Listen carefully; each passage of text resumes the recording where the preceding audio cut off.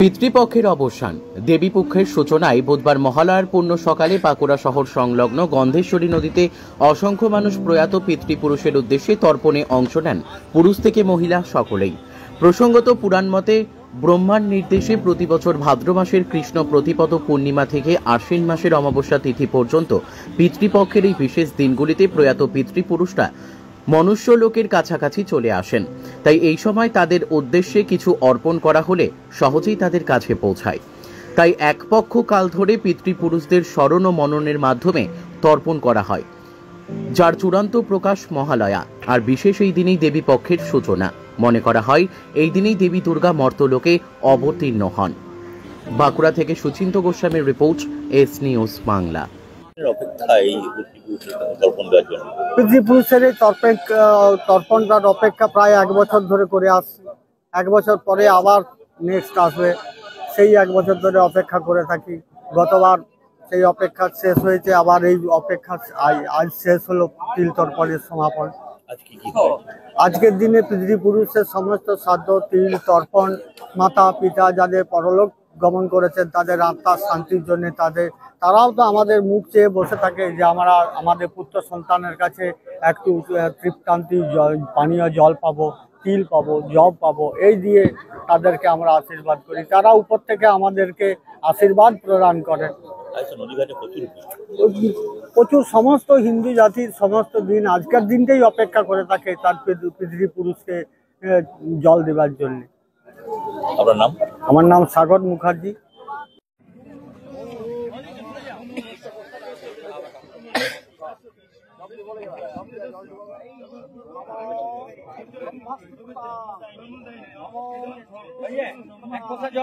একটি করে জপ। নমো ব্রহ্মাস্তিভ্যতা, নমো নমো বিষ্ণু স্তিভ্যতা, নমো রুদ্র স্তিভ্যতা, নমো প্রজাপতি স্তিভ্যতা, নমো দেবা যথাস্তথা নাগা গন্ধর্বা সহসুরা পুরা সর্বা যোগ জিহ্বা। আমার মাথায় দাও, মাথায় দাও। এই চশমায়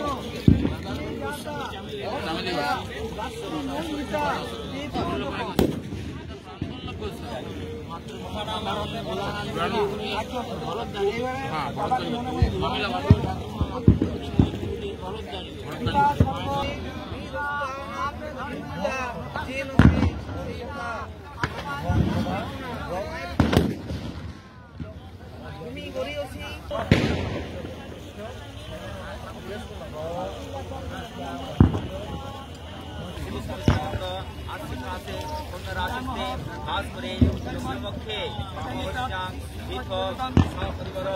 তৃপ্তি মাসে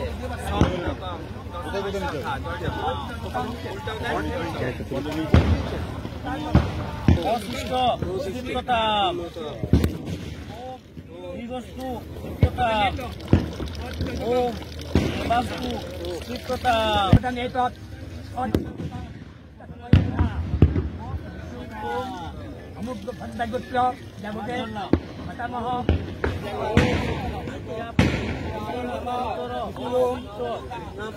ভট্টাগোত্র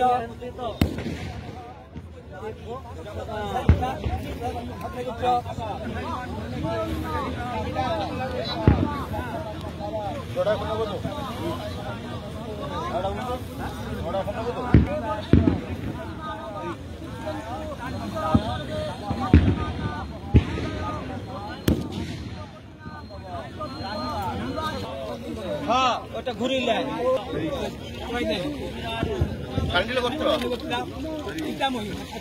ঠাকুমা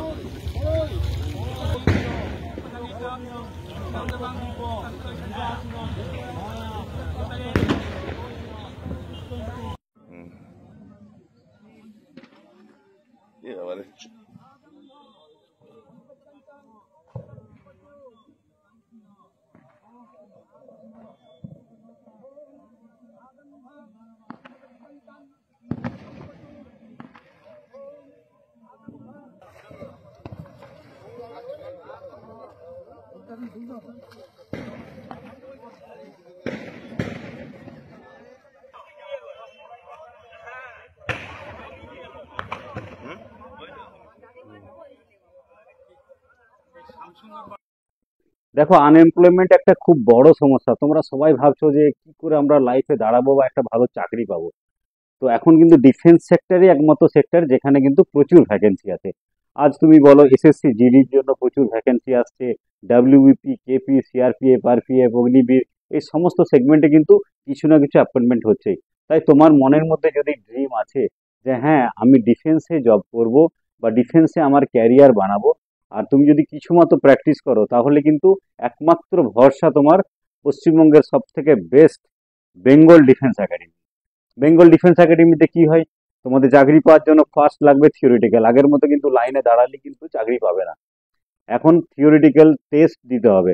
আর থিওরিটিক্যাল প্র্যাকটিস আমরা করাই, ধরো জিকে, জিআই, ম্যাথ, ইংলিশ, সব আলাদা আলাদা স্যার আছে, ম্যাডাম আছে, তারা কিন্তু প্রতিটা সাবজেক্টের লাস্ট 5 ইয়ার্সের কোশ্চেন ওয়াইজ তোমাদেরকে প্র্যাকটিস করাবে ছোট ছোট করে। সেকেন্ড যেটা লাগবে, যে থিওরিটিক্যালের সাথে সাথে তোমাদের প্র্যাকটিক্যালের গ্রাউন্ডও কিন্তু ফাস্ট হতে হবে। আর সেই জন্য আমাদের এক্স আর্মি দিয়ে গ্রাউন্ডে প্র্যাকটিস করানো হয়। যে জিনিসটা লাগবে, ধরো 5 কিলোমিটার, 10 কিলোমিটার, যে যেমন লাগে সেইভাবে প্র্যাকটিস করানো হয়। প্র্যাকটিস করানোর পর আমরা মেডিকেল রেগুলার বেসিসে টেস্ট করাই, এবং তারপরে এখান থেকেই তোমরা যে কোনো যতগুলো জব আছে তার জন্য তোমরা ভ্যাকেন্সি ফিল আপ করতে পারবে, ফর্ম ফিল আপ করতে পারবে, এবং সেই হিসেবে তোমরা পরীক্ষায় বসো। আর তোমাদের যদি ডেডিকেশন থাকে না আমাকে জবটা পেতেই হবে, তাহলে কিন্তু আমরা তোমাদের সাথে আছি, তোমাদেরকে আমরা সবভাবে সাহায্য করব, বাকিটুকু তোমার কাছে। তো তুমি যদি নিজের ক্যারিয়ার বানাতে চাও, তাহলে আজই এই নিচের নাম্বারে যোগাযোগ করো। বেঙ্গল ডিফেন্স একাডেমি, এটা কোথায়? এটা বাঁকুড়া জেলার বিষ্ণুপুর, মন্দিরনগরে বিষ্ণুপুর, এটা শুনেছো নিশ্চয়ই। সেই বিষ্ণুপুরে আমাদের বিশাল ক্যাম্প আছে। ক্যাম্পের মধ্যে আমাদের হস্টেলও আছে, যেখানে ছেলেদের যাদের বাড়ির অবস্থা একটু খারাপ তাদের জন্য থাকা খাওয়া সমস্ত ব্যবস্থা আছে। আর বাইরে তো থাকতে পারবেই, বাইরেও থাকার প্রচুর ব্যবস্থা আছে।